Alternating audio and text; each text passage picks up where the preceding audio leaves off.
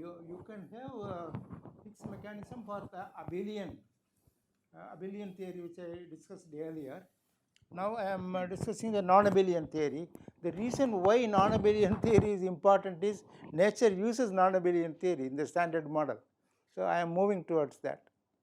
At this stage, there are only toy models. You can have abelian theory as well as non-abelian theory. In both, you can have Higgs mechanism, and I am illustrating it. These are only examples, but the real physical model, I am moving towards that. Yeah. The other thing I wanted to mention, I think just before break, you asked the question about this theta 1, theta 2, theta 3. Instead of that, why not put just the phases? What I have written is in some sense more general than what you are talking about. In your case, there will be only 2 phases, whereas I have 3 phases here, theta 1, theta 2, theta 3. Even now, it is not most general. The most general thing I am going to introduce in the next model. There you will find that there are 4 phases, which are the most general transformations. Okay. Right now, I am considering only an SU2 gauge theory and its breakdown. I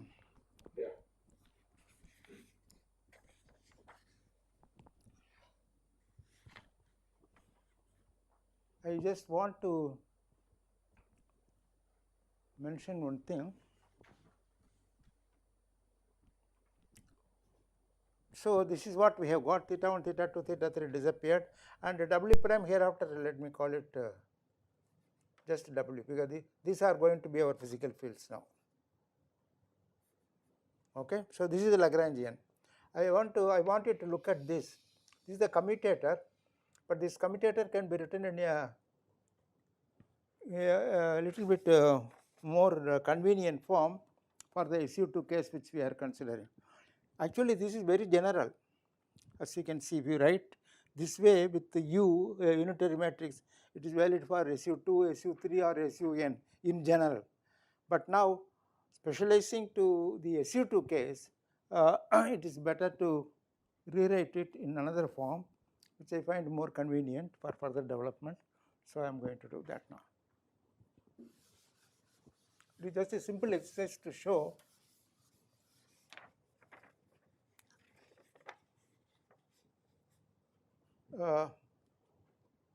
remember what is coming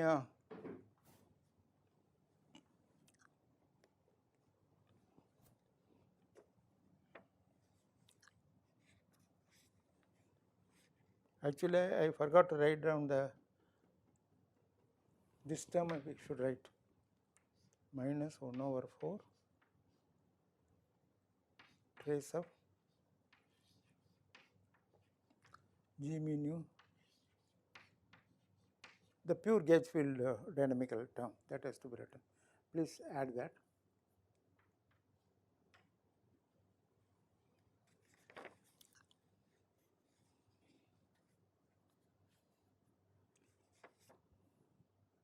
Yeah, what I want to describe, let me go back to this equation, the G mu nu. And remember what G mu nu stands for. It stands for G mu nu is I tau I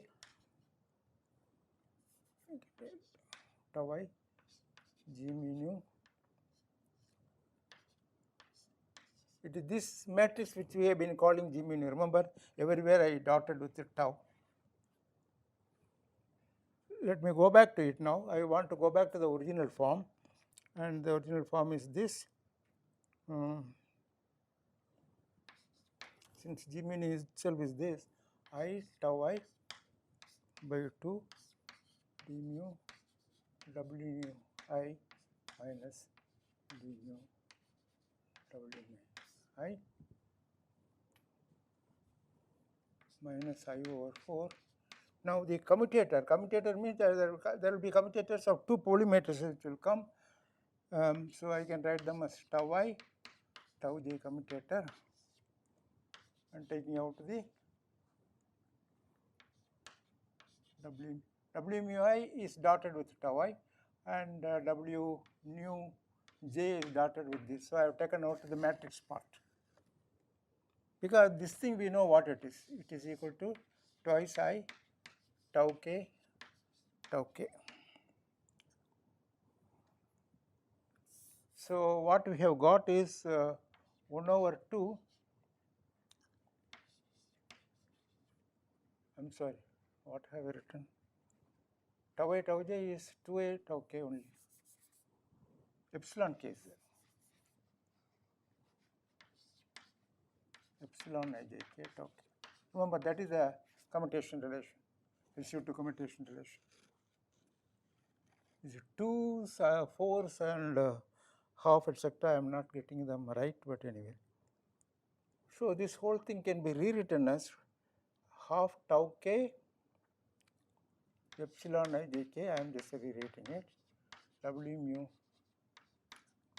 W j, which can be rewritten as half of tau I epsilon k j I W mu k W mu j. That is I j k. I permute and rewrite them as what am I doing? I goes to k, j remains as j. I think I do this transformation. So there will be a minus sign coming. So forget about minus signs. Because the reason why I want to do it, because then tau I is common. So I can now remove tau i's and write this as W mu nu. I'm sorry, G mu nu. The coefficient of tau i's now I match. So it is simply d mu W nu I d nu W mu I. Half or 2, etc. I am not getting them right. Actually, what we should have is this, and there is a G also somewhere. There is a G which I forgot. So there is a G. G into. Remember this epsilon kji, this is just the cross product in the isospin space. So I will use that notation.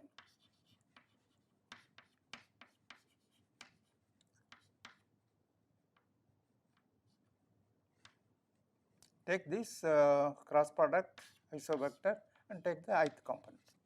So this is another way of writing. Instead of writing in terms of matrices, in terms of components, it is just this really comes to cross product. That works only for SU2, because only I am doing SU2.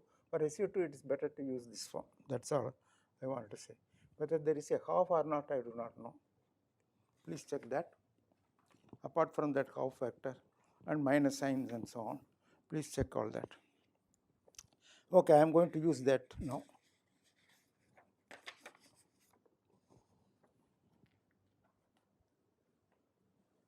So we had come up to this. So I am going to look at this second term. The reason is the second term, remember, contains the mass term. That is, if you replace rho by its vacuum expectation value phi 0, there is a constant times W mu squared. That is going to contain the mass term for W. Theta 1, theta 2, theta 3 disappeared, and W1, W2, W3 become massive. That is the Higgs mechanism for the non-abelian. Become massive.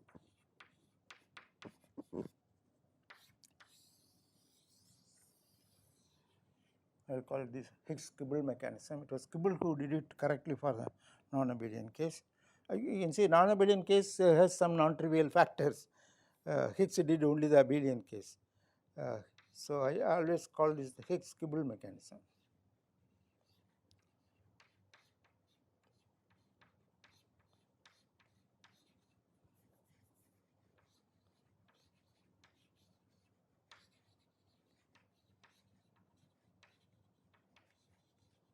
This is what is used in the actual construction of the standard model. So for that, I have to write down that quadratic term. So let me write it down. I use this form instead of the commutator form.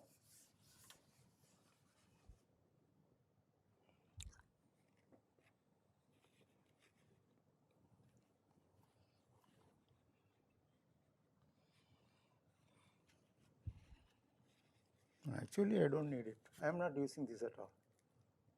This is only the interaction. So ignore this. But anyway, it is good to point out that that matrix form can be rewritten like this for the SU2 case. That is not relevant here because it does not come there. So let us look at this. What am I going to look at? I am going to look at this W mu, the matrix. This is tau dot W vector, remember.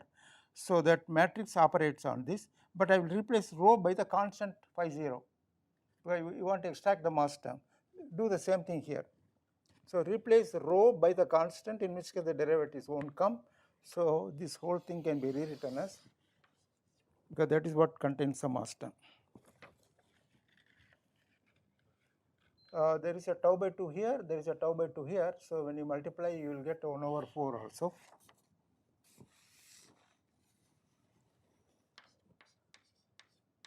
G squared, there is a G, I hope I have not forgotten G, yeah, G squared, tau dot W mu,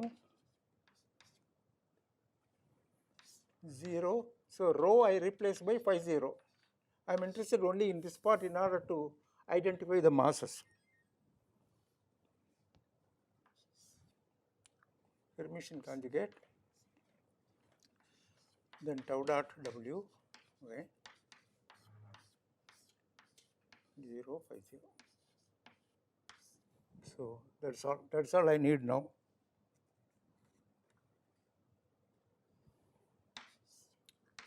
Let us write it down explicitly by writing down the Pauli matrices here.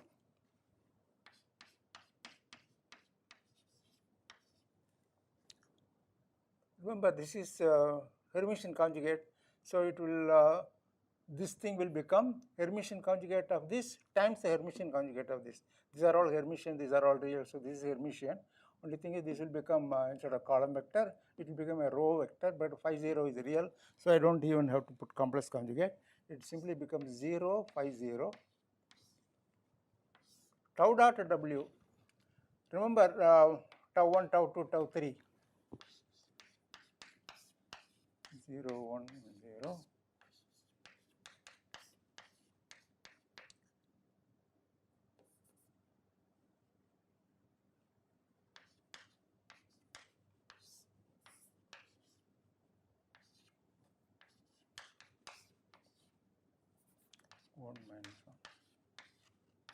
Okay, the Pauli matrices.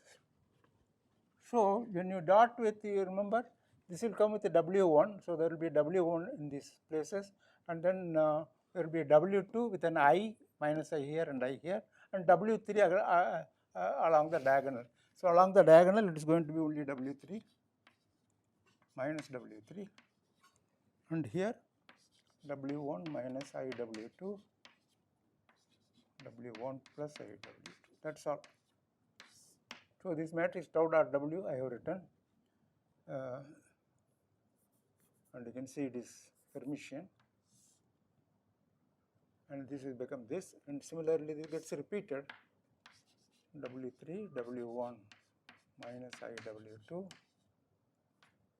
W1 plus W2 minus W3, 0, 0. That's all. So this anybody can multiply, you just please multiply this. You will find it is equal to 1 over 4 G squared phi 0 squared into W1 squared plus W2 squared plus W3 squared. That's all. So this is the mass of the three. All the three gauge bosons get mass and equal mass. MW, W1, W2, W3 are the same. and it is equal to 1 over root 2, because in the mass term there is an extra half also. That is why this comes 1 over root 2 g phi. So we have identified, I said it becomes massive, and they have equal mass, and I have also calculated the mass coming from the quadratic terms. That's all. So that is the end of this model. So if there is any question, you can ask me. Now I go to a slightly different model. By combining the non-abelian and abelian, I construct an SU2 cross U1 model. That is, you can see I am moving towards the standard model. The electroweak theory actually is based on SU2 cross U1.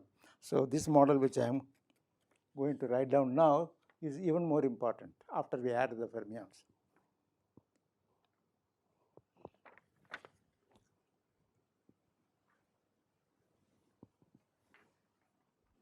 So I will rub it out unless there is any question.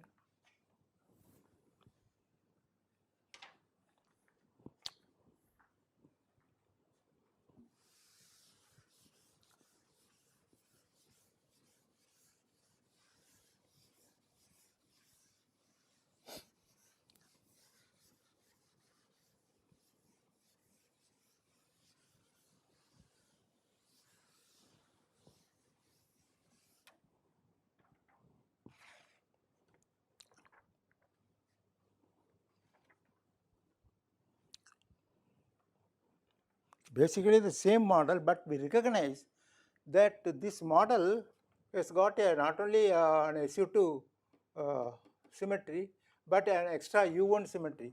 I can now write down e power I theta 4, for instance, theta 4, theta 1, theta 2, theta 3, e power I theta 4 multiplied by a unit matrix there. See, this is unimodular, and hence all are traceless matrices. But I add a matrix which is trace not 0, and that is a U1. So that is how I construct the SU2 cross U1. I mean, I recognize that that model has further symmetry which we have not used there. That is all the point. So that is SU2 cross U1 model.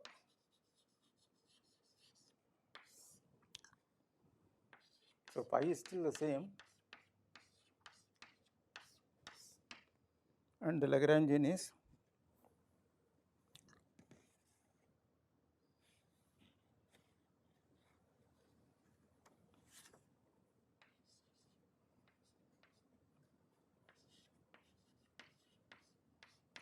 actually, you can see many of these steps are identical to what we did earlier.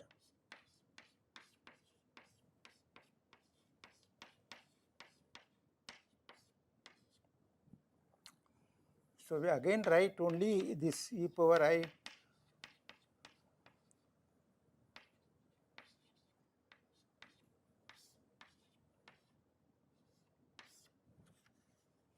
because there are 4 fields and again 4 fields here, which will correspond. So this is special, you can say special SU2, which leads to 3 massless bosons, theta 1, theta 2, theta 3, and 1 massive. Either rho or the shifted field rho minus phi 0, 1 massive.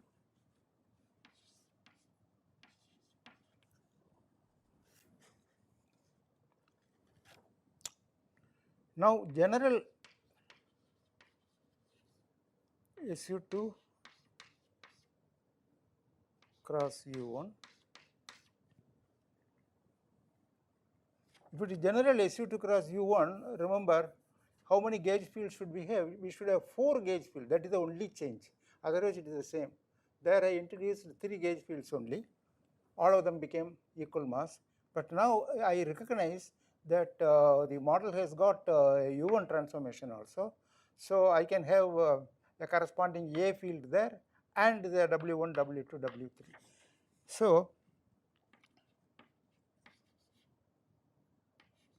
there, because there are 4 generators here, 1 for the U1 and 3 for the SU2. So, 4 generators correspond to 4 gauge fields. I call it B mu. So, the Lagrangian density is minus 1 over 4 d mu W mu minus d mu W mu plus G. So, let me use the notation which I mean the thing which I introduced as a cross product. That commutator term can be written as a cross product whole square. That is for the W. What about B? B is an abelian theory, and abelian theory is very simple, minus 1 over 4 d mu B nu minus d nu B mu whole square again.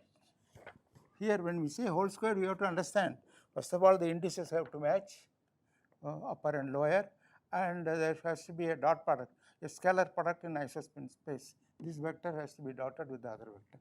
Here it is simpler.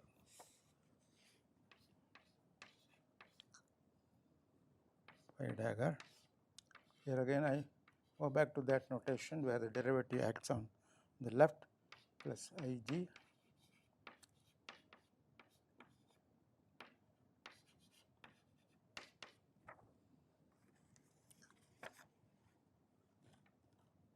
now.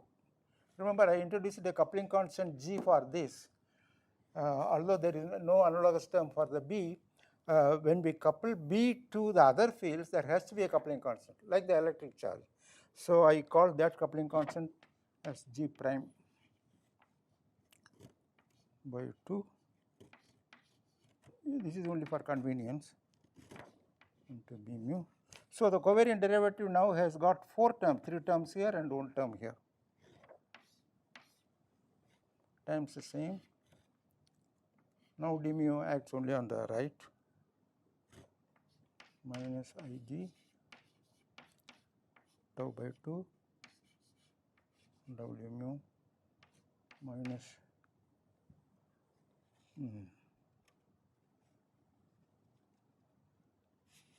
maybe this should have been plus, this also should have been plus.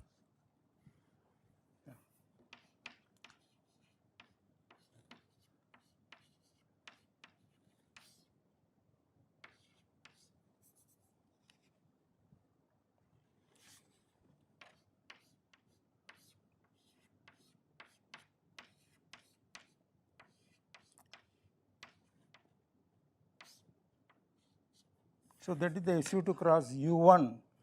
Generally, I mean Lagrangian which is invariant under the general SU2 cross U1 transformation. Now, W mu will transform and B mu also will transform just with a derivative term.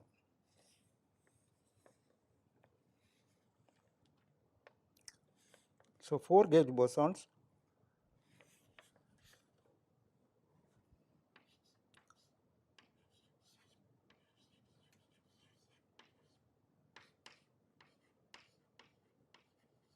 Now, in this case, 3 of them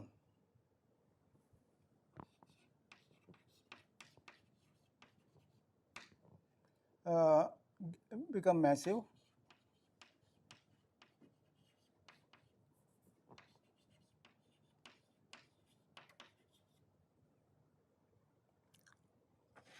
By eating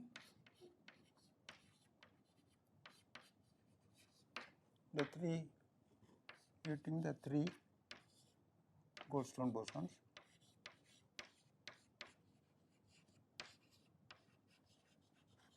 But there are 4 gauge bosons. So, 1 gauge boson remains massless. That is the difference between this model and that model, but 1 gauge boson.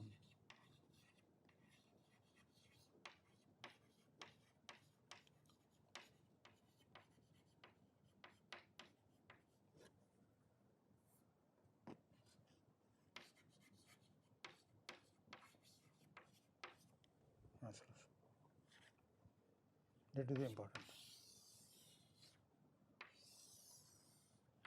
But in the standard model, this becomes going to become a standard model, and there that the gauge boson which remains massless will be the photon. So, I am tending towards that. So, in order to do that, what should we do? We should repeat the same thing which we did for this model.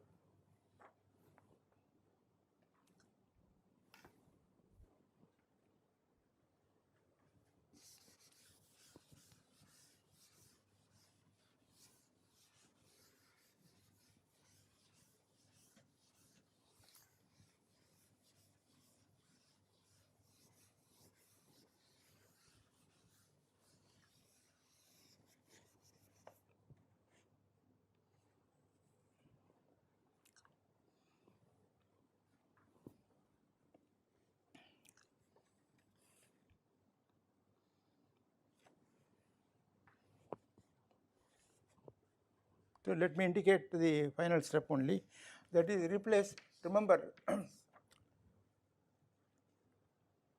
we have to repeat that thing, and in that process theta 1, theta 2, theta 3 will disappear.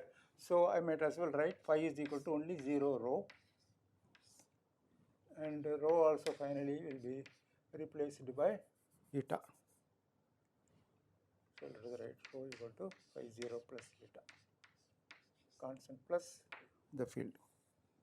So, the Lagrangian, that is just take the Lagrangian and do this transformation. We do not have to go on repeating all the steps. We know what we should get.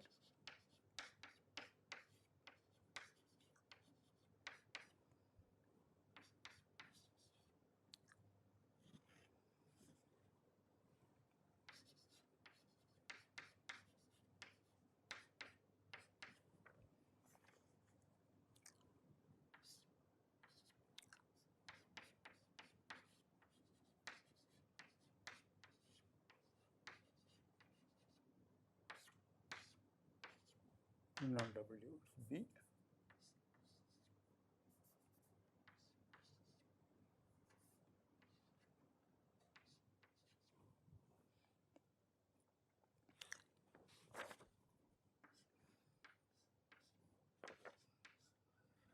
Here I will use my earlier method of writing. Instead of writing like that, I will write 0 phi 0.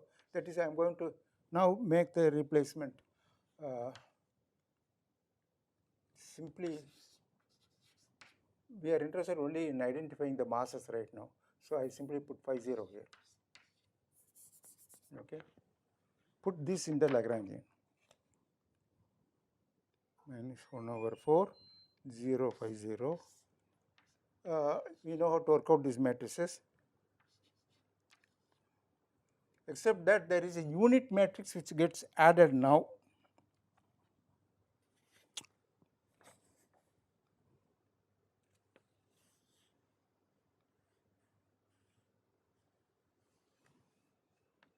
How does that come? That comes because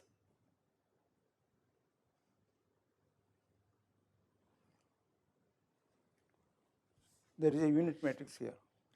Remember, these are all 2 by 2 matrices. So, you have to assume that there is a 2 by 2 unit matrix here, there is a 2 by 2 unit matrix here and here. So, because of the 2 by 2 unit matrix, you get plus G prime B. Simply let me call it B. I mean mu, the Lorentz index, let me ignore for the time being. We can put it back later. This term is same as before. Similarly, this term.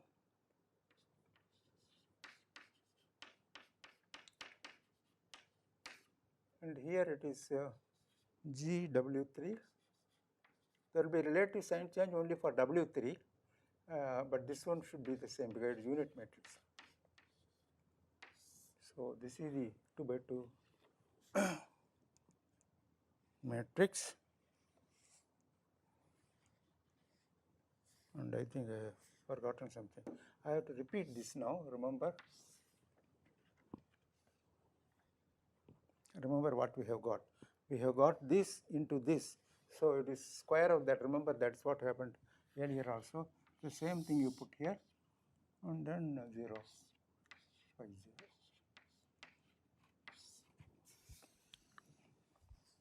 So, just work out this matrix multiplication. you will find it is 1 over 4 g squared phi 0 squared W1. This term is exactly like before, but the diagonal term gets an additional piece.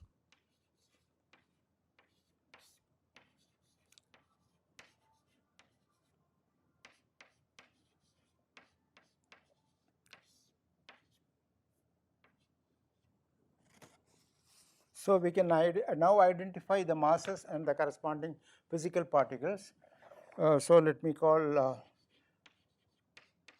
W plus minus is W mu 1 plus or minus I W2, W mu 2.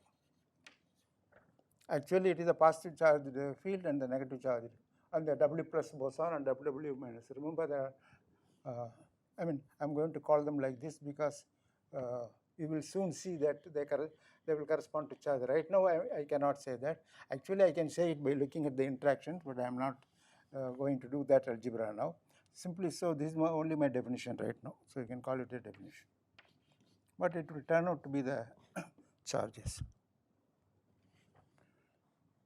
And for the charged fields, the way it comes is the field and its Hermitian conjugate multiplied by the mass. So, that is the mass. So, corresponding mass both for the W plus and W minus are the same, and the mass is 1 over 4 after identifying all the coefficients correctly. Sorry, what am I doing? Phi 0 squared into g squared. So, we have identified 2 particles. One more particle can be identified from there. See, I have put a square root to normalize the fields properly. So, G3 W3 plus G prime B also is a massive field because it has constant coefficient.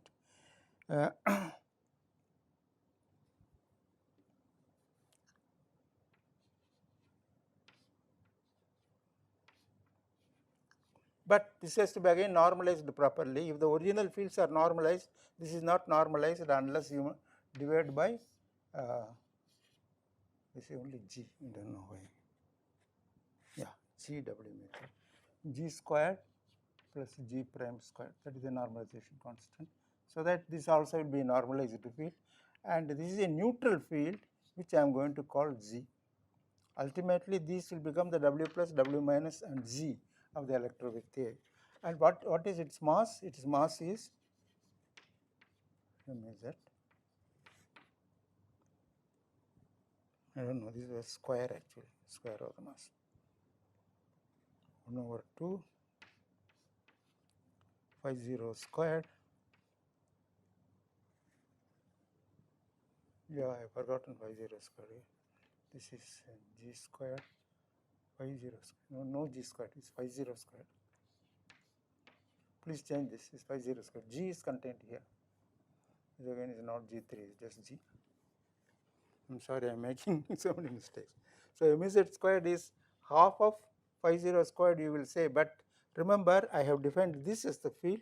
So, I have to compensate for this normalization factor. So, that will come as G squared plus G prime squared.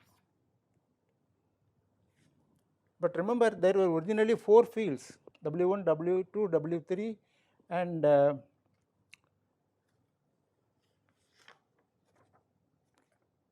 W1, W2, W3. I mean, I already said there are 4 fields, right? I don't know where I said it. But the masses come, I mean, if you look at here, there are 4 fields because W1, W2, W3 and B. There are 4 fields, but only 3 of them are accounted for by the mass terms. What does it mean? The 4th field remains massless, and the 4th field has to be chosen as orthogonal to this. So, minus G prime W mu 3 plus G B mu. That again has to be normalized properly. Since G and G prime are there, G squared plus G prime squared. And what is this? This is the photon field or the electromagnetic vector potential. And the corresponding mass is 0. MA or M photon, let me say, is equal to 0. So that is the result of spontaneous symmetry breaking of the SU2 cross U1 model. So where did we depart from the SU2 model? We departed by adding this B mu, that's all, there is no other change.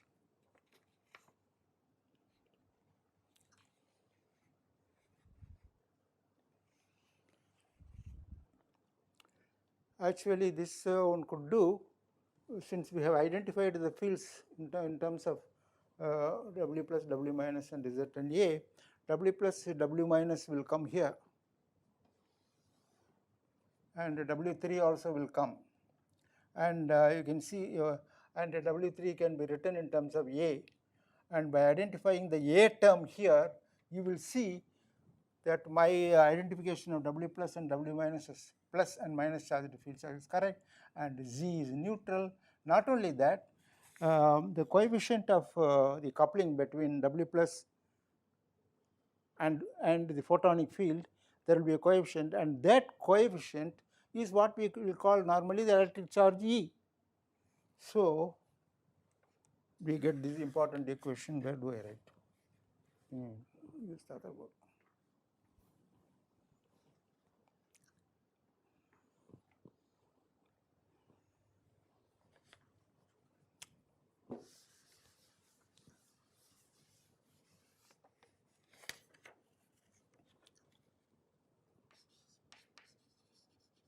From W plus, W minus and A. That is the electromagnetic interaction of the W plus and W minus. And where are they? They are contained here in this term, not in this term. This into this into this will have a term like this. If you rewrite in terms of W plus, W minus A, you will have the term, and the coefficient of that we should call the electric charge on the W plus. So we get G, you will find that no, I have to define something else before that. Define, there are two coupling constants, their ratio is called the electroweak mixing angle, the weak mixing angle, tan theta W is, I think I wrote these equations when I was doing weak interaction. At that time the gauge theory was not fully developed when I did that, but this part I did there, right there. I said this will be justified when we go to the actual gauge theory construction. That is what is being done now. So this equation I had already written down, and this equation also I had already written down. This is an important equation. After defining this, whatever coefficient comes there, you will find is simply sin theta W. Not only that, we can rewrite these equations. This equation remains the same, but these equations, since I have defined G prime by G ratio as tan theta W, so we can rewrite these in terms of that weak mixing angle. So it turns out that Z mu is cos theta W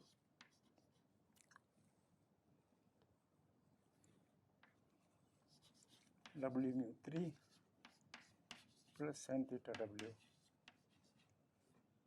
mu, and the orthogonal field is the electromagnetic vector potential.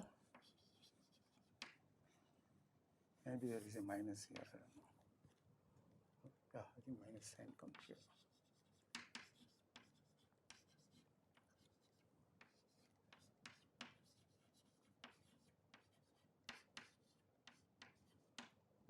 Not only that, use that sin theta W, you can see that this ratio is nothing but cos squared theta. So we get this other equation which also I wrote down last time, m z squared equal to mw squared. The other way, mw squared is m is cos squared theta.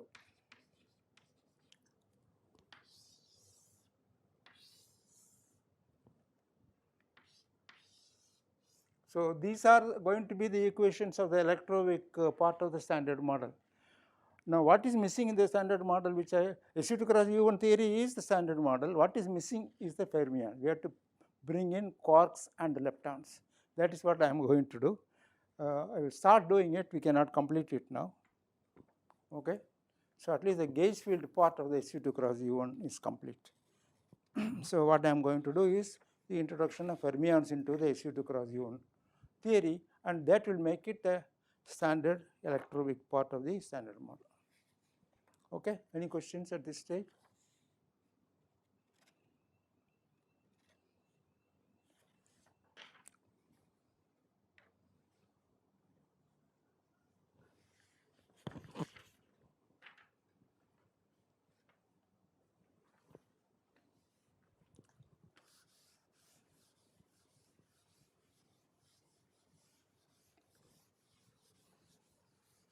The introduction of fermions. Fermions means the corresponding fields are the Dirac wave function or the Dirac field. In quantum field theory it becomes, let me simply call it the Dirac wave function psi. And along with psi comes the Dirac matrices. So we have to have some knowledge of those things before writing down the Lagrangian for the fermionic part. So please remember that you have to learn a little bit more about the gamma matrices. I have already given the introduction to the gamma matrices, but you have to know more, which you can pick up by any book. Sakurai, J.J. Sakurai, Advanced Quantum Mechanics is a very good book. Not the modern quantum mechanics of Sakurai and somebody else, but the Advanced Quantum Mechanics, which I already recommended for you for the quantum theory of fields, is a good book for the Dirac equation also. But the only problem with Sakurai's book is he uses the so-called metric, which is different from what we physicists nowadays use. See, remember the invariant length in relativity, we have defined it as c squared t squared c equal to 1. So t squared minus x vector squared minus. That minus can be avoided by putting by choosing the time coordinate not as time coordinate, but I times time coordinate, I being square root of minus 1, because the square of that, it will give you a minus sign, so minus will become common to all the 4 components of the space-time 4 vector, and you can remove that, you can redefine it all with plus. So just with the Euclidean metric, this is called the Minkowski metric, what we have been using. You can use Euclidean metric if time is made imaginary. So in Sakurai's book, he has made time imaginary. It's okay in classical physics, but in quantum physics, imaginary thing will become anti-Hermitian. You have to keep track of all that for all the things. That is a mess. And another reason why that notation is not preferred nowadays is it's better to use G mu nu itself, because G mu nu plays only a minor role here. But in general theory of relativity, G mu nu really becomes a dynamical gravitational field, the metric field. So it's better to get used to G mu nu.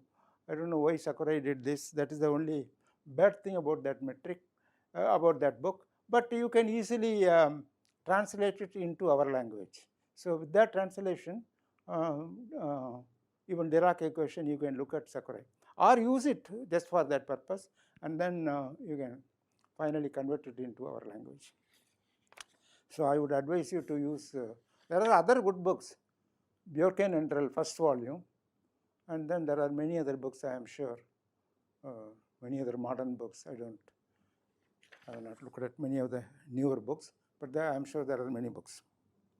So you have to pick up a little bit more about the Dirac wave function and the gamma matrices and their properties in order to understand how the quarks and fermions are put into the standard model. For the scalar field, it was very simple, and for the vector field, it is simply the generalization of the electromagnetic field, but for the Dirac field you have to pick up.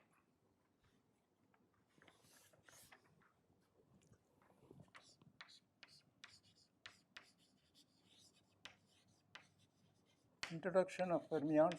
By fermions we mean the quarks and leptons.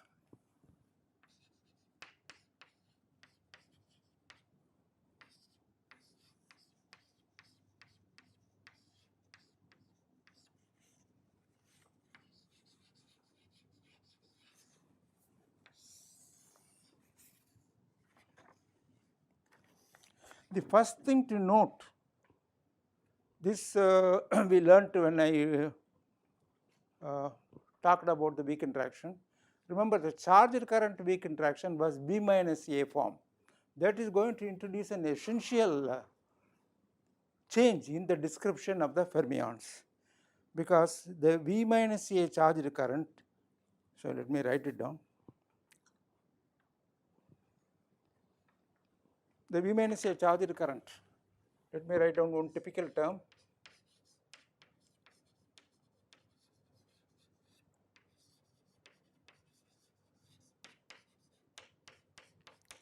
It involves, the charged current is simply U bar, remember, go back to your notes. Gamma mu itself is vector, gamma mu into gamma phi makes it axial vector. So this is called a B minus A. You know, this destroys D and makes it into U, and you can couple it to the W plus or W minus. That is the charged current interaction. Now this thing can be rewritten as half of U bar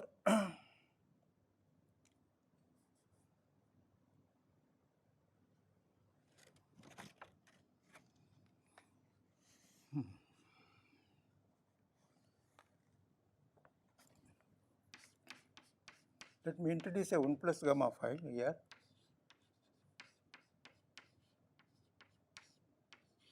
And remember, gamma phi squared is 1 and gamma phi anti-commutes with all other gamma matrices. Anti-commutes. See, Dirac equation needs only 4 gamma matrices, which he managed to get, and that is what forms the basis of the Dirac equation. But there is a bonus. There is another 5th gamma matrix, which is called gamma phi, that also anti-commutes with all the 4. And gamma phi plays a very important role in all of weak interaction theory, and hence in the electroweak part of the standard model. Now, because of this, you can see that this can be written as gamma mu into 1 minus gamma phi.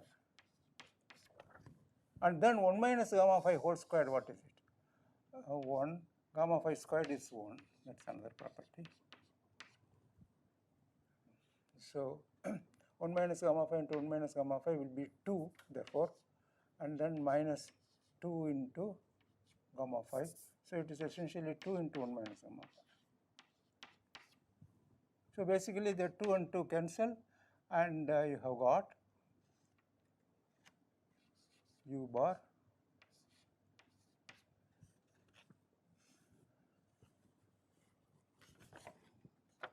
I don't know what happened. So this is the same as this, that I hope you can see now. So the 1 minus gamma phi into 1 minus gamma phi has given you 1 minus gamma phi, 2 has cancelled. So this part is okay. But now I want to call this as 2 into U bar L gamma mu into UL. I am now making some definitions, namely for any Dirac particle, whether it is I define in any Dirac particle, so let us call it psi. Psi left-handed particle is half of 1 minus gamma phi. If you multiply the Dirac wave function by half of 1 minus gamma phi, it projects out the left-handed component, namely the spins pointing in one direction. So this is actually the chirality projection, but for massless particles, it is the same as the spin projection.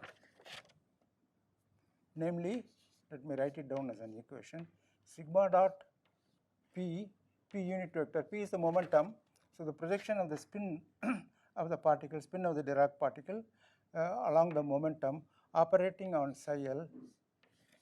One of them is plus, another is minus, I do not know which is which.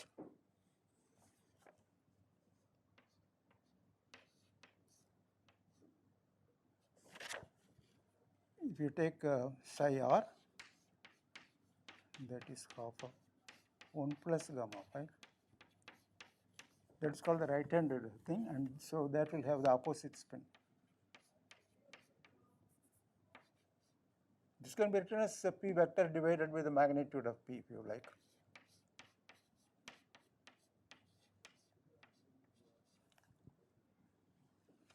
So, you see the weak interaction uses only the left handed component. Right handed component is not touched by weak interaction. That is the content of B minus A theory.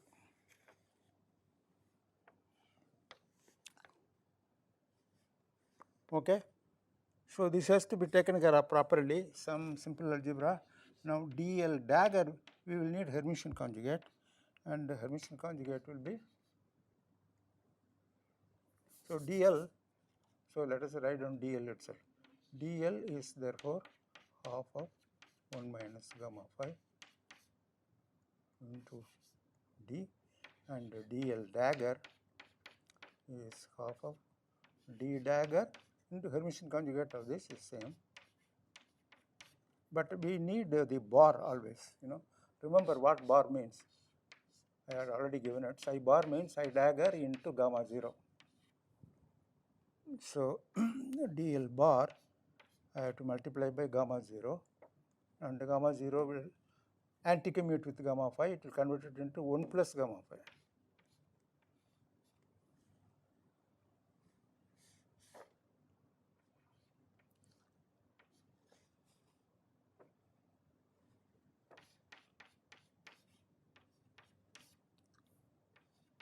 So, remember the left handed thing, there has to be 1 minus gamma phi, but if you take a bar, it becomes 1 plus gamma phi. So, these are some simple algebraic things. Now, the main point is only dl and correspondingly ul have charged current weak interaction. So, dl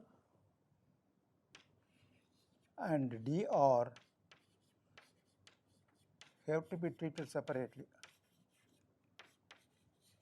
The split between left and right we have to implement in all the Fermi fields, quarks as well as leptons, treated separately.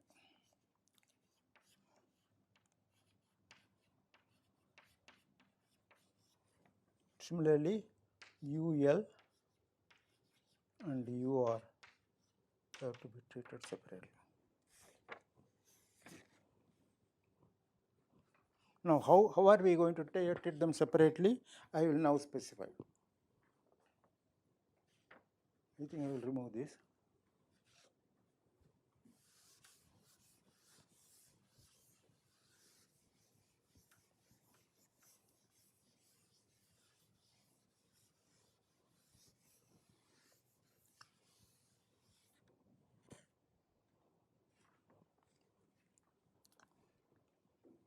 Basically, we are going to construct the SU2 cross U1 theory for the weak interaction, and that the U and D quarks form a doublet under SU2. That is the main assumption in forming that theory. But it is not the complete U and D, but only the left-handed part. UL and DL form the doublet under SU2. UR and DR form singlets. They do not interact with the W at all. See, that is the main point one has to take care of. When I say treated separately, what I mean is this. Left-handed fermion, whether it is UL, DL or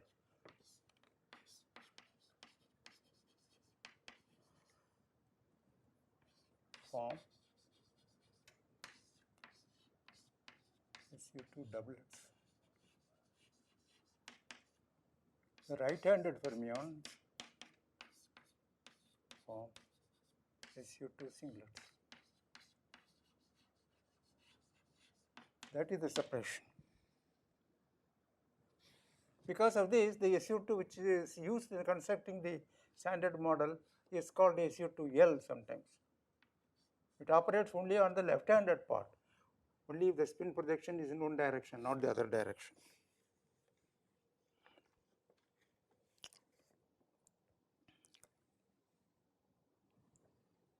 I mean, this is the main thing which we are going to implement, but the consequence of this is enormous.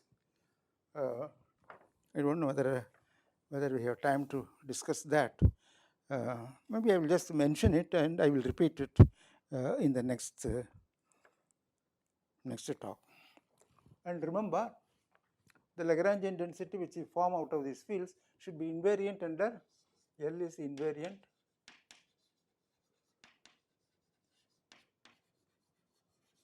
under SU2 cross U1. And now I am going to concentrate on fermionic mass terms particularly. That is where the problem comes.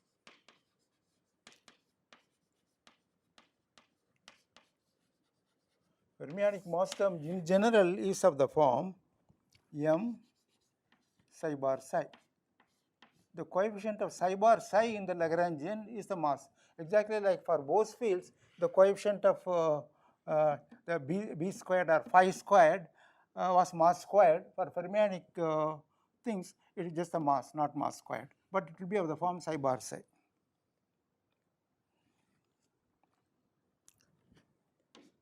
Now let me split one more thing I should have written down here itself. Any psi can be split into psi L plus psi R. Add both these, you will get psi. The gamma phi term cancels. That is the split. After having split, this is treated differently and this is treated differently for the interactions. And that continues in the mass term also, because now m psi bar psi, let us write down for psi as psi L plus psi R, you will have 4 terms, psi L bar psi L plus psi R bar psi R, and then the cross term psi L bar psi R plus psi R bar psi R.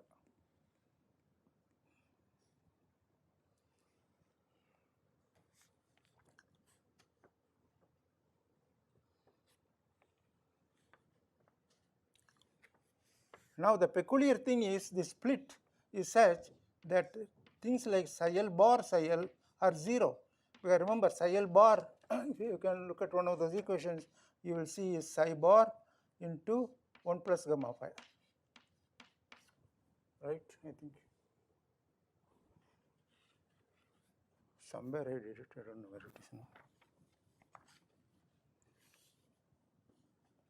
When I took bar, yeah, here it is. As soon as I take bar 1 minus gamma phi, it will become 1 plus gamma phi. That is a half maybe, I have to put a half. Whereas psi L still remains as 1 minus gamma phi. So what does it mean? And 1 plus gamma, another property of gamma phi matrices is 1 plus gamma phi into 1 minus gamma phi is 0. That you can easily see, because this is 1 minus gamma phi squared, a plus b into a minus b, and this is gamma phi squared is 1, so it is 0. So as soon as the gamma phi come in this combination, that term will be 0. And remember, once you put a gamma mu in between, the story is different. In fact, all the currents actually are of the form UL bar. Well, you can put UL bar UL or UL bar DL, does not matter, because there it is. The gamma mu does the flip of gamma phi into minus gamma phi, the another flip, and so 1 minus gamma phi whole square comes if there had been a gamma mu here. But without that, it is 0. Similarly, psi R bar psi R also is 0. So, the mass term therefore is only the cross terms.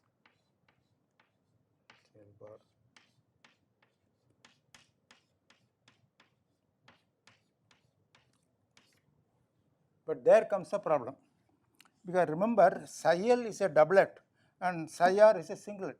Doublet into singlet, iso spin half plus 0 will be iso spin half. So, this will not be invariant under SU2. You cannot construct an invariant term under SU2 cross U1 to generate the mass term. So,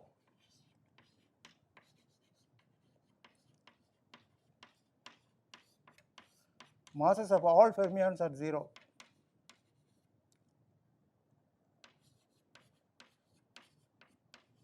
In the invariant theory, when the theory is invariant. So, to get mass, we need the symmetry breaking. So, Higgs mechanism is what will give you mass. We learnt that Higgs mechanism is what gives masses to W plus W minus in Z, but now we find we have to bring in Higgs mechanism to generate masses for the quarks and leptons. Even electron mass, muon mass, quark mass will come only from this. How we are going to construct, again a little bit of algebra. I think we will do it next week. Okay.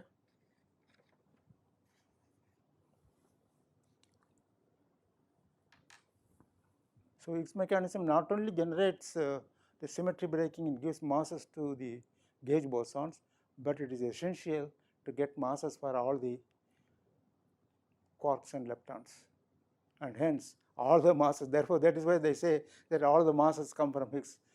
That is not correct. I already mentioned it to you, I think, because the masses come from the glue field in the nucleon, but that is a different story. Okay.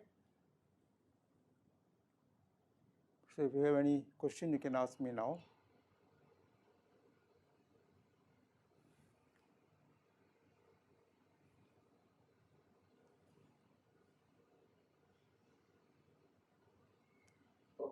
Okay. Yeah. So, we will meet next week.